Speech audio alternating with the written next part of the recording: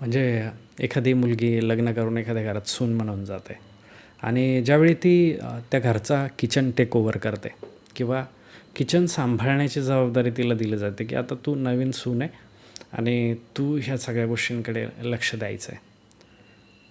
आता समजा त्या मुलीच्या घरी जर सगळ्यांना गोडधोड खाण्याची सवय असेल किंवा घरामध्ये तसं कल्चर असेल किंवा ऑइली त्यानंतर फास्ट फूड अशा गोष्टींचा जर ट्रेंड असेल, तर नव्या घरात एंटर केल्यानंतर ती सगळ्यांना खुश करण्यासाठी पहिल्याच वेळी काहीतरी मग गोडधोड बनवते. मग गाजराचा हलवा असेल, खीर असेल आणि नव्या सुनेने काहीतरी केले म्हणून त्या घरात त्या गोष्टीला ॲप्रिशिएटसुद्धा केलं जातं.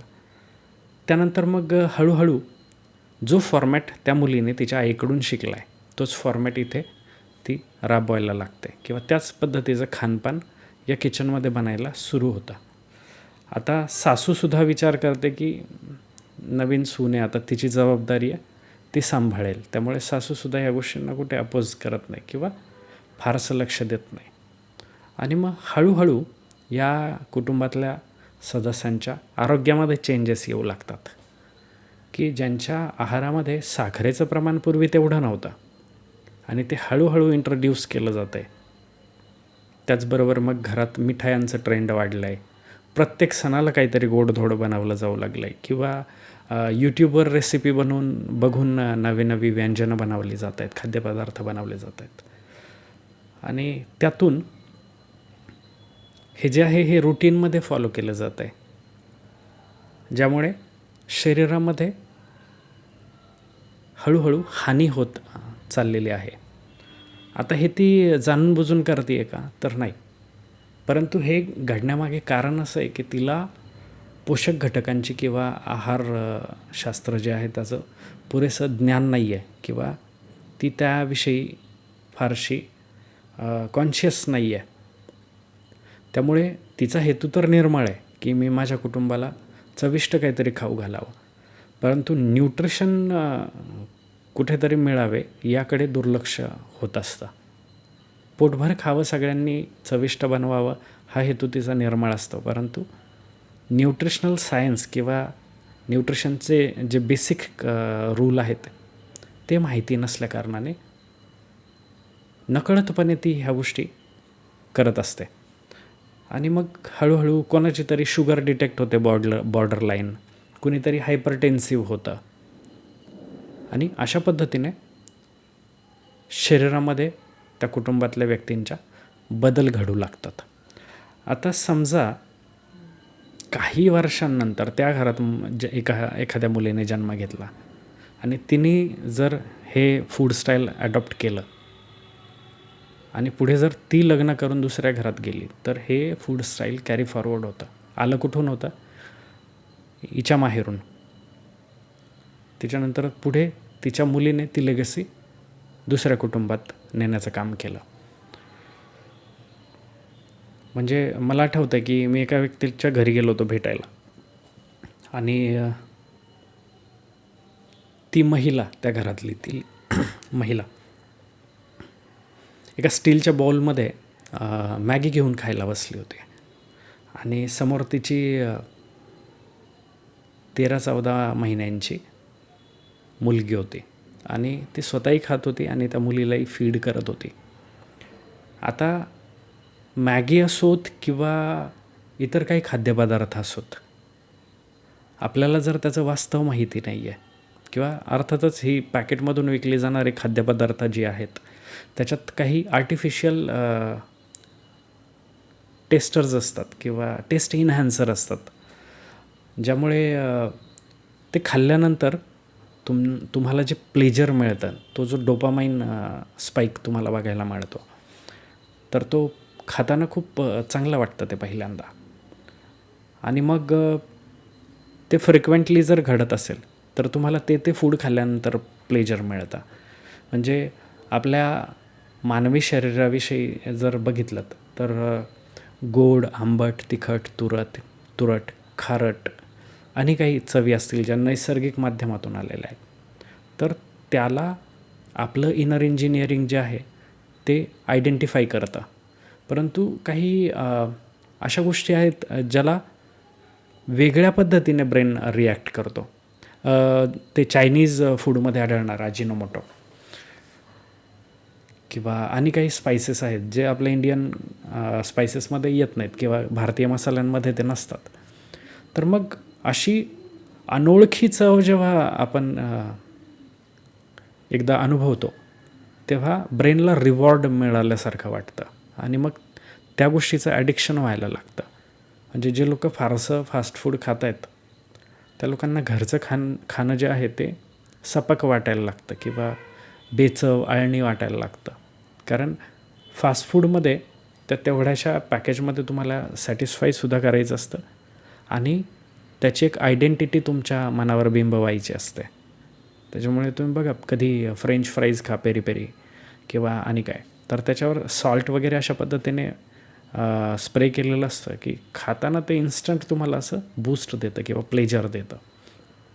तर जास्तीत जास्त प्रमाणात विक्री व्हावी या हेतूने टेस्ट इन्हॅन्सर असतील किंवा इसेन्स असतील या सगळ्या गोष्टी त्या पाकिटातून मिळणाऱ्या खाद्यपदार्थांमध्ये ॲड केलेल्या असतात आणि घरच्या खाण्यात तशा गोष्टी नसतात. त्यामुळे मग ब्रेनला एकदा त्या प्लेजरची सवय झालेली आहे.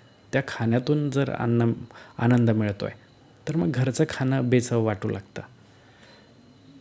आता जर त्या मुलीला त्या आईने पहिल्यांदा इंट्रोड्यूस केली आहे ती मॅगी तर अर्थातच एका काळानंतर यूज टू झाल्यानंतर कदाचित आत्ता जर आठवड्यात एकदा बनत असेल तर मग आठवड्यात 2दा बनवू लागते किंवा मग प्रत्येक भुकेच्या वेळी 2 मिनटात मॅगी बनते असं म्हणून ती प्रचलनात येते. त्या खाण्यात ती एंटर करते आणि वारंवार खाल्ली जाते आणि मग त्यानंतर हळूहळू बॉडीमध्ये ते चेंजेस घडू लागतात ज्याच्यामुळे पुढे मग भविष्यात कॉम्प्लिकेशन्स आपल्याला पाहायला मिळतात.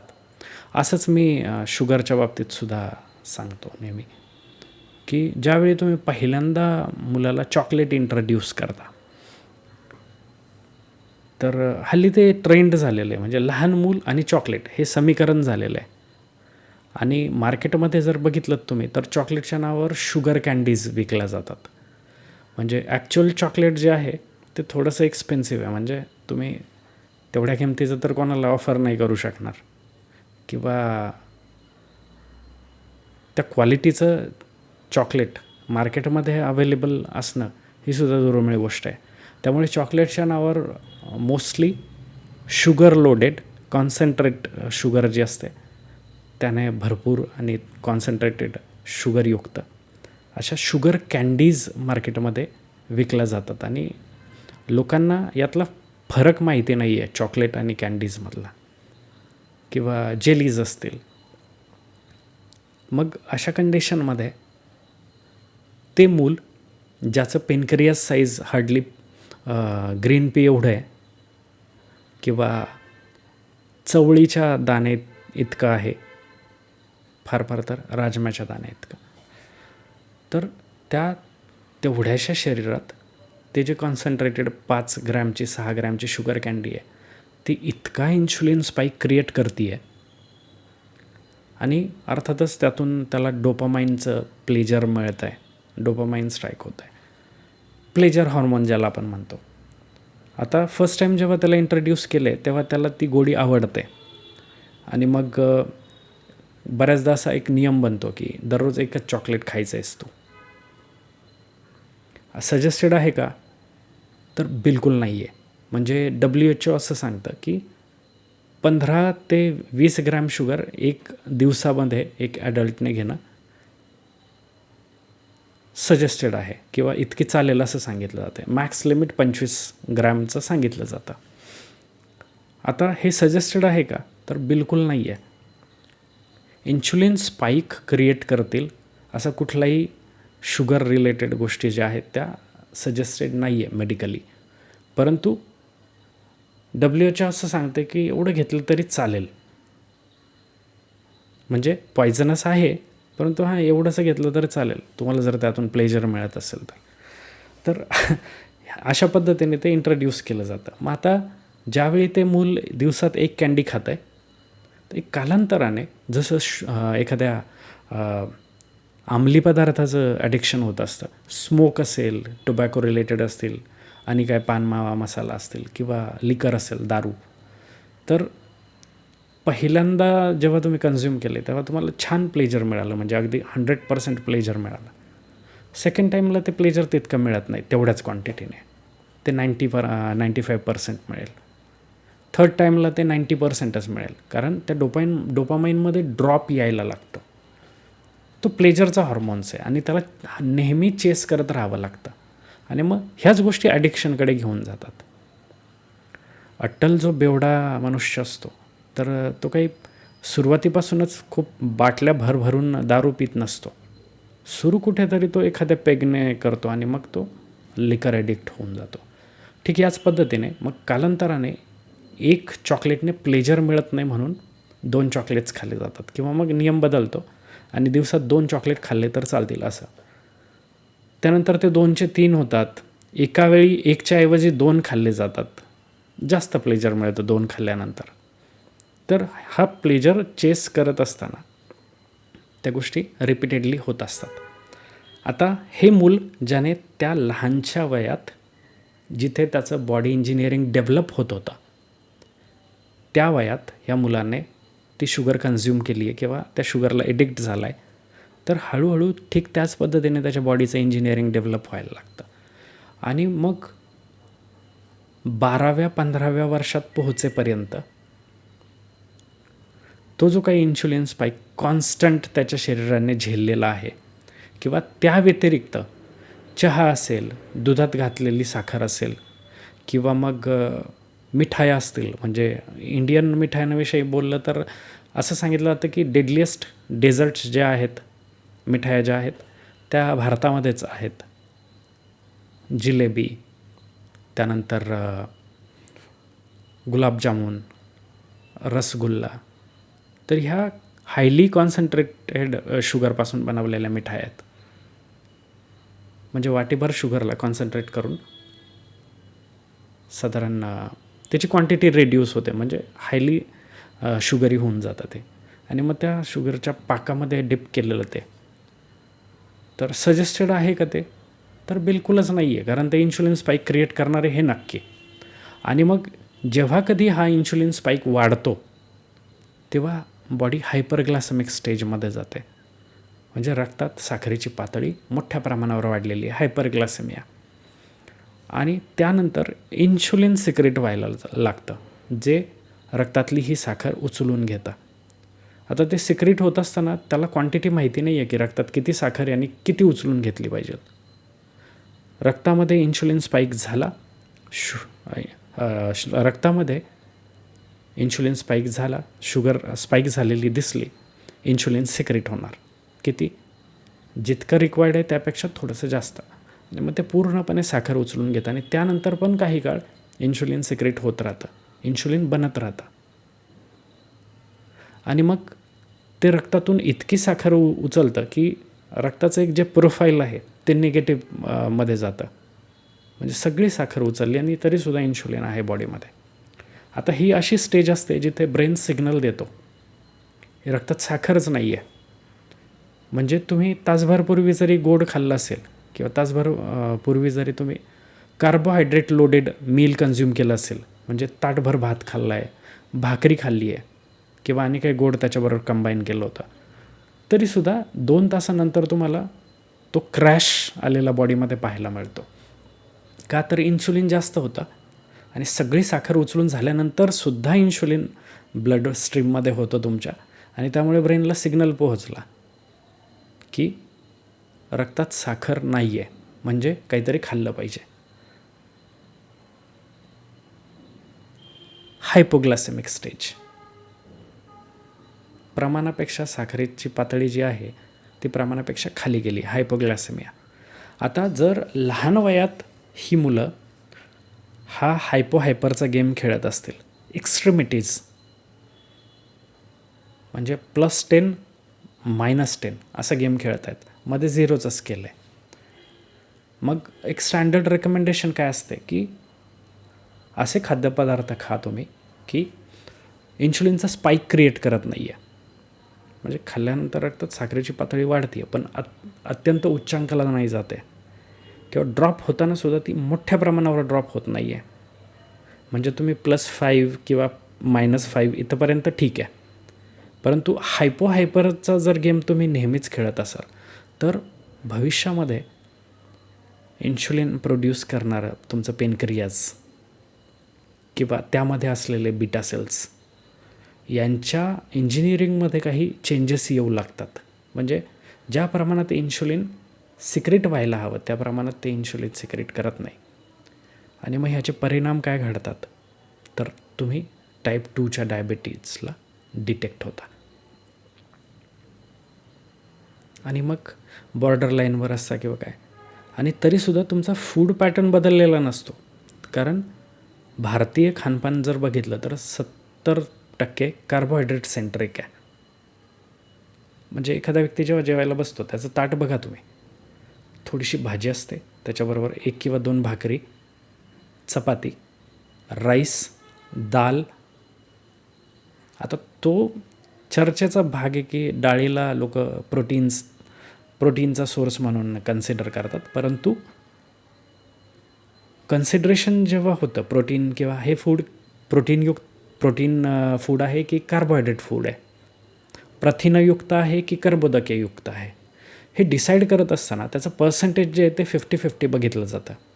की जर एखाद्या खाद्यपदार्थात मोर दॅन 50% प्रोटीन्स आहेत तर ते प्रोटीन म्हणून कन्सिडर केलं जाईल. आणि जर एखाद्या खाद्यपदार्थात मोर दॅन 50% कार्बोहायड्रेट आहे तर त्याला कार्बोहायड्रेट म्हणून बघितलं जाईल.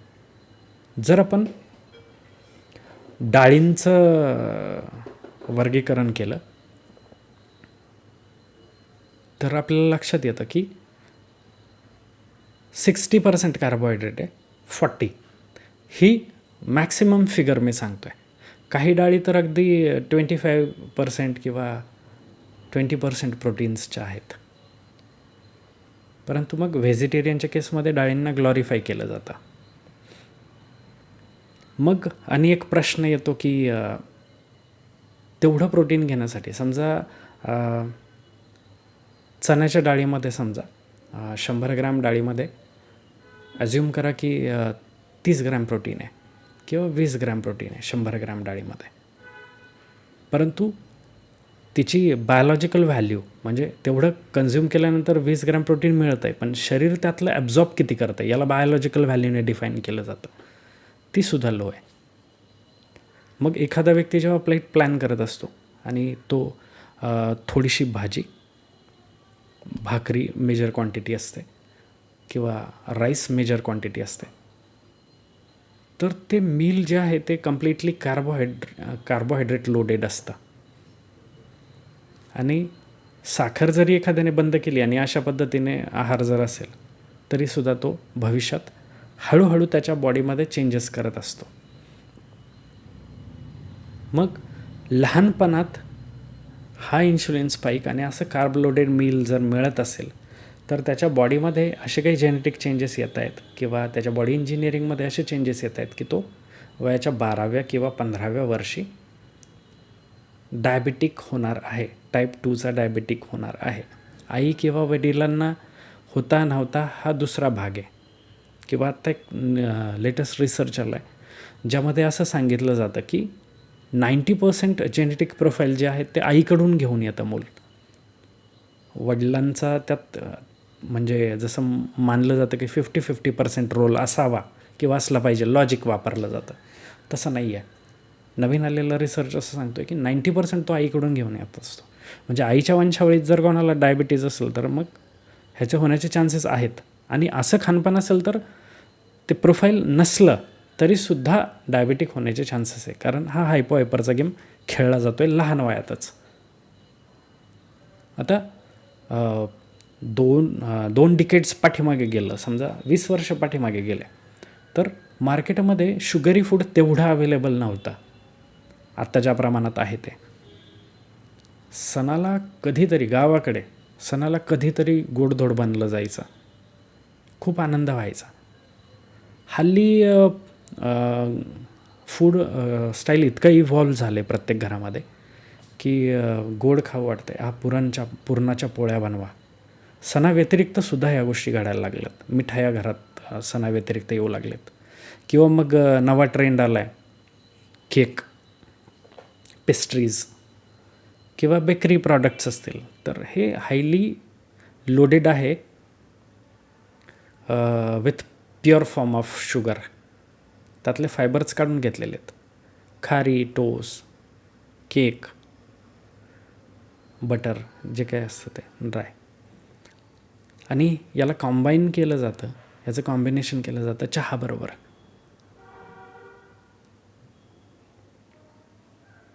तर या सगळ्या गोष्टी ठीक त्याच पद्धतीने एखादं पिंप असतं पाण्याचं, त्याला एक लहान छिद्र पडलेलं आहे. हळूहळू त्यातून पाण्याचा स्त्राव होणार आहे. मग जसं ते मुठ्ठी से रेत फिसल जाती और पता नहीं चलता है, ठीक त्याच उक्तीप्रमाणे कधी आरोग्य हातचं निसटून जातं हे कळतसुद्धा नाही आपल्याला. म्हणजे जेव्हा आपण डॉक्टरकडे जातो आणि डॉक्टर सांगतो तुमची शुगर बॉर्डर लाईन आहे, मग हे एका रात्रीत घडलं आहे का? नाही. तुम्ही वारंवार शुगर अब्यूज केला, तुम्ही वारंवार कार्बोहायड्रेट अब्यूज केला आणि म्हणून हे झालं. ह्या गोष्टी एका रात्रीत किंवा एक दिवसात घडलेला नाही आहे. फूड पॅटर्न त्या पद्धतीचे होते.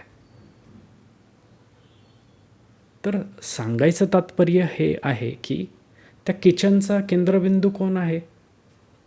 ती जी किचनला कमांड करते आहे किंवा जिच्याकडे किचनचा ताबा आहे, आणि तिच्या न्यूट्रिशनल नॉलेजमध्ये जर कमी असेल किंवा तिला जर न्यूट्रिशनचे बेसिक क्लिअर नसतील किंवा गेसवर्क चाललेलं असेल की अंदाजे हे पौष्टिक असतं रील्समधून शिकते आहे instead of text book study,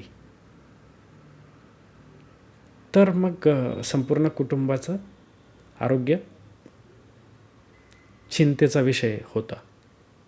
कारण ती बनवून खाऊ घालते आहे, ती जे बनवणार आहे तेच हे कुटुंब खाणार आहे. बऱ्याचदा असं घडलेलं पाहायला मिळतं की समजा आमच्याकडे ऑफलाईन सेंटरला कोणीतरी महिला येते आणि मग जेव्हा डाएटमध्ये स्प्राऊट्स आणि ह्या सगळ्या गोष्टी दिलेल्या असतात, तर कधी कधी सांगतात त्या गमतीने की ते स्प्राऊट्स बनवले होते ते मुलंच अर्ध फस्त करून टाकतात. ऐकून आनंद वाटतो. मग वाईट काय त्यात? चांगलं आहे, जास्त बनवा. एखाद्या डिनरला बाकी काही न बनवताच भरपूर सॅलेड्स बनवा, सगळ्यांना खाऊ घाला आणि ॲटोमॅटिकली तशाच पद्धतीचे शरीरात चेंजेससुद्धा तुरंत तुम्हाला दिसायला लागतात. म्हणजे आपण दैनंदिन जीवनातसुद्धा असं अनुभवतो की एखाद दिवशी खूप छान एनर्जी असते, चांगली एनर्जी असते, झोप चांगली झालेली असते.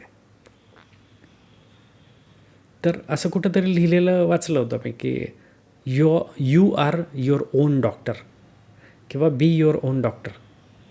तर मग मागचे 48 तास 72 तास तुम्ही ॲनालिसिस करा. 72 तासांमध्ये अशा काय गोष्टी घडलेल्या आहेत ज्याच्यामुळे मला असं फ्रेश वाटतं आहे. मग कदाचित तुम्ही कुठेतरी फिरायला गेलेले असता, वॉकिंग जास्त झालेलं असतं किंवा ट्रेकिंगला गेलेलं असतात, ब्रेथलेस कार्डिओ एक्सरसाइजेस झालेले असतात. घरी आल्यानंतर त्या रात्रीला तुम्हाला छान झोप लागते. रिपीट करा फॉर्मॅट.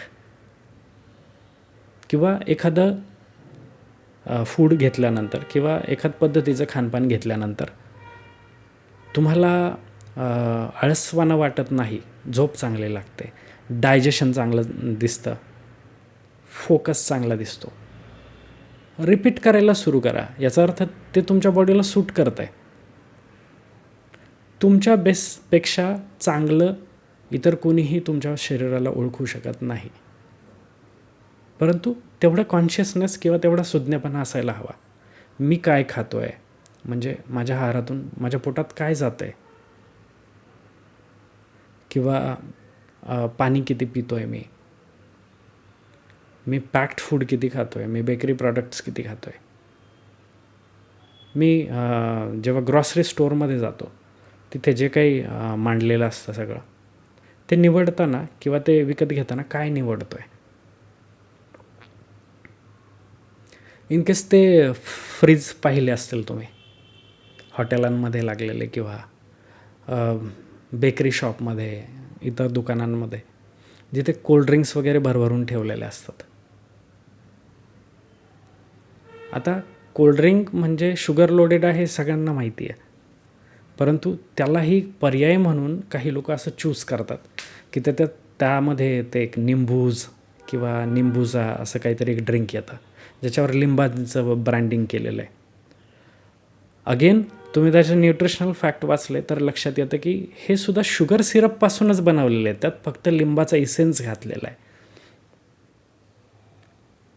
किंवा मग जिरा सोडा, तेही शुगरयुक्तच आहे, जिऱ्याचा इसेन्स घातला आहे. म्हणजे पॅकेजिंग आणि ब्रँडिंगमधून ते हेल्दी भासवलं जाते, परंतु ते वास्तवात हेल्दी नाही आहे. आज सकाळीच मी एक सोशल मीडिया स्क्रोल करताना एक व्हिडिओ बघितला होता, ते ओरिओचा होता तो, आणि तो सांगतो आहे की पेट्रोकेमिकलमधून काढलेल्या पदार्थांना या बिस्किटांची क्रीम बनवायला वापरतात. किंवा मी खूप मोठा फॅन होतो मिओनीजचा, म्हणजे जेव्हा मिओनीज खायचो तर आवडायच्या मला. एक दिवशी मी व्हिडिओमध्ये बघितलं की कसं बनवतात हे. तर ग्लासभर तेल, त्यात ते एग व्हाईट आणि मग याला बीट केलं जातं, फेसाळ बनवलं जातं आणि मग ते त्या व्यंजनांमध्ये वापरलं जातं. आणि व्हेज मिओनीज जे असतात त्यामध्ये पाम ऑइल वगैरे ह्या सगळ्या गोष्टी वापरल्या जातात. इसेन्स, थोडंसं सॉल्ट, थोडीशी साखर, अशा पद्धतीने. तर इंटरनेटच्या युगामध्ये बऱ्याच गोष्टी एक्सपोज करणारं कंटेंटसुद्धा यूट्यूबवर अवेलेबल आहेत. काही चॅनल्स आहेत जे याच्याविषयीचा अवेअरनेस पसरवत आहेत. तर अशा गोष्टींना आपण बघितलं पाहिजे instead of watching those short videos, short reels.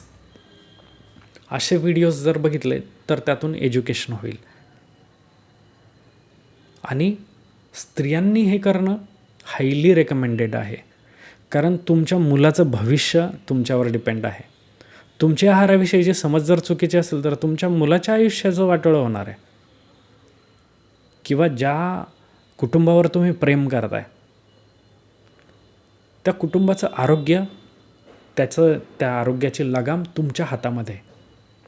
तुम्ही लेफ्टला ओढलं तर लेफ्टला जाणार आहे, राईटला ओढलं. आमच्या घरात आमच्या ह्यांना गोड आवडतं, तुम्ही बनवणं बंद करा. आठवडाभर तांडव करतील, 2 आठवडे तांडव करतील, त्यानंतर आठवडा 2 आठवड्यानंतर त्यांच्या शरीरात जे चेंजेस त्यांना दिसत आहेत ना, ते बघून ते स्वतःच म्हणतील की अच्छा मग याला काहीतरी अल्टरनेट असेल तर ते कर मग तू. किंवा त्या पद्धतीचे मॉडिफिकेशन्स व्हायला लागतात आणि मग आरोग्य चांगलं राहतं. तर या प्रिव्हेन्शनच्या गोष्टी आहेत, हे प्रिव्हेंटिव्ह मेजर आहेत. म्हणजे डॉक्टरकडे गेल्यानंतर किंवा छातीत कळ मारल्यानंतर किंवा हार्ट ऑपरेट करून घरी आल्यानंतर डोळे उघडण्याऐवजी किंवा हॉस्पिटलच्या बेडवर पडल्यावर विचारामध्ये जाणं आणि मग विचार करणं की नाही इथून पुढे शरीराची काळजी घेतली पाहिजे. शरीर म्हणजेच सगळं आहे. हे काम धाम, पैसा, प्रॉपर्टी हे सगळं एका जागेवर राहणार आहे. शरीर म्हणजेच सगळं आहे हे तिथे बेडवर पडून आठवायला नको.